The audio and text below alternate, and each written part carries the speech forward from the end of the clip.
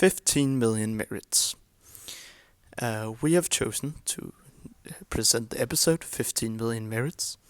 It's the second episode in the first season of the series Black Mirror. It was instructed by Euros Lin, and it was released in the year 2011. The story is about this man named Bing Madsen. He lives in a dystopian society where people make money by using these training bikes, and they're forced to do this every day because otherwise they'll starve and get demoted in society. Bing's brother recently died, and he inherited a lot of these points, or merits as they're called, and he really doesn't know what to use them for because he's frankly pretty tired of society. He's not even angry or sad, he's just kind of apathetic. But this all changes when he meets the woman Abby, who he hears singing in the bathroom, and he's so stunned by her singing that he decides to give her all of his points to buy a ticket to get on a show, so that if she wins the show, she gets to move up in society. He decides to do this because he feels like it would be really nice to actually use his points for something and do something meaningful, instead of just biking to bike. And Abby is of course very shocked, but decides to accept, and they develop a relationship and grow close. But then when she has to present, she sings very wonderfully and is loved by the fans and the judges. But the judges says that she's not something original, that she's too samey like everyone else. And one of the judges, who also owns a porn channel, then says, "Yeah, but we would like you to work on this instead." And Abby then feels pressured by the audience and the wish to have a better life, so she accepts that, even though she originally just wanted to be a singer.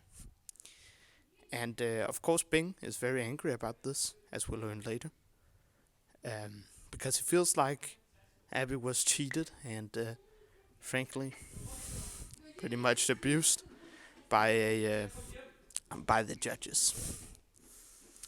He then decides to get his own plan for revenge. So one night so that since he's used all of his points, he can no longer skip the forced advertisements that they are forced to see each evening before going to bed. So when there plays a porn advertisement with Abby in it, he gets really angry and smashes some mirrors to get a piece of glass. He then spends the next month training or earning points religiously, so he can get enough points to get on the show again, in which he pulls the glass up to his throat and threatens to kill himself if they don't listen to what he says. And he then rambles and says about everything that's wrong in society, before the judges finally decide that they love it, and they really like how he speaks the truth, and, well, not really the truth, but his own personal opinion, and then they give him his own show. So in the end, he kind of becomes the person he wanted to fight against. The Hollywood model. The Hollywood model applies to this story as well, with the inciting incident of the story being when Bing first meets Abby, the confrontation or the point of no return being when he gives her the points so that she can enter this show. And after this, there's the entire conflict escalation because of Abby's kind of being cheated. And finally, there's the climax where Bing himself enters the show and puts a piece of glass and starts threatening himself, the judges, and everything. And then there's the resolution where he starts doing his own show on the televisions that everybody watches. The main conflict for Abby himself is at the very end of the movie, where he's offered the place on his own show, where he can continue speaking to the people and preaching his message and saying his opinions. We think he has a very strong internal conflict at this point, because he could either choose to decline and then just go back to his normal life. he could choose to kill himself, which also, wouldn't be all that nice. Or he could just accept it and be a little bit of a hypocrite, but then still get a better life. And we think one of the main messages of the story is that also when people love to criticize the system when they're at the bottom, but as soon as they get the chance to get to the top, even if it's at the expense of others, they'll still take it.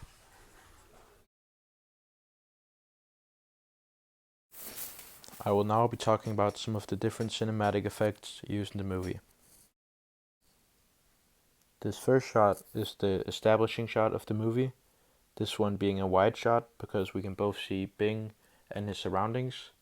The reason that the directors chose to make it a wide shot is because it introduces us to the fake environment that the characters exist within, and without just showing Bing.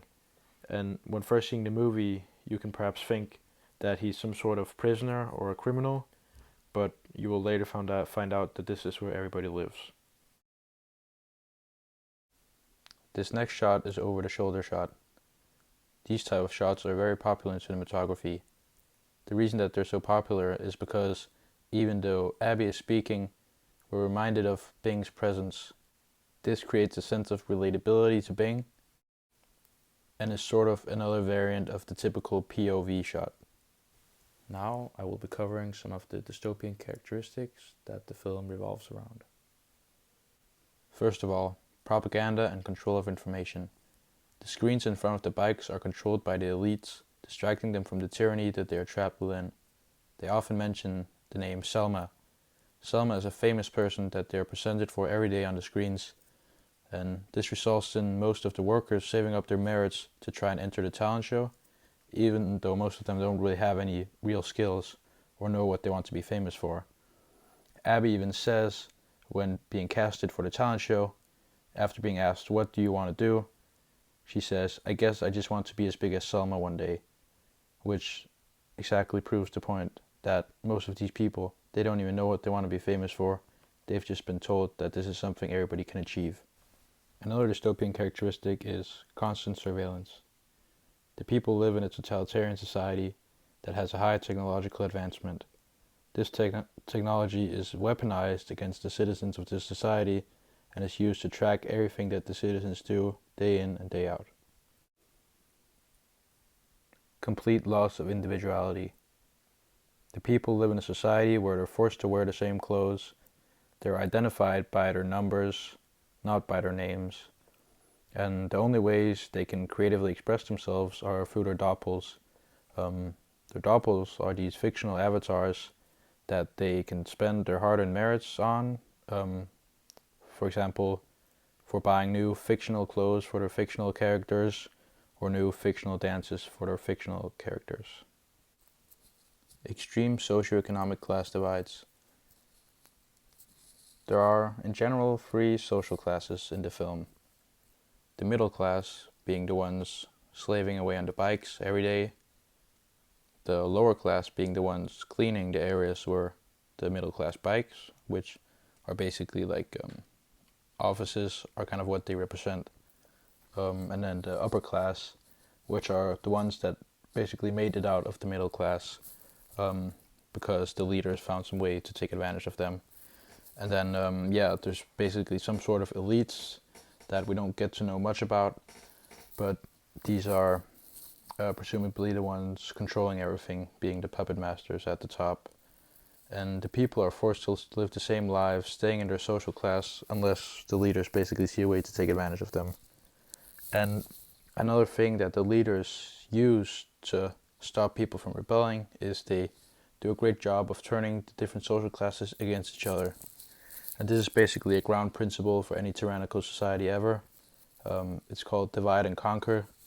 It's something that the Romans used and Genghis Khan used, that as long as you turn the people against each other, they'll never wake up to and face the actual tyranny that they're being purported. The natural world is banished. When being asked by Bing why he hasn't seen her around here before, Abby says, "I don't know, I just went 21 last week." Keyword being went. Presumably this means that she's been in this social establishment for the last 21 years, since she doesn't look to be at the age of 21. This can mean one of two things. Either the outside world is so bad that this world is a better alternative, or she has been forced into this world against her will. Both answers being equally reprehensible.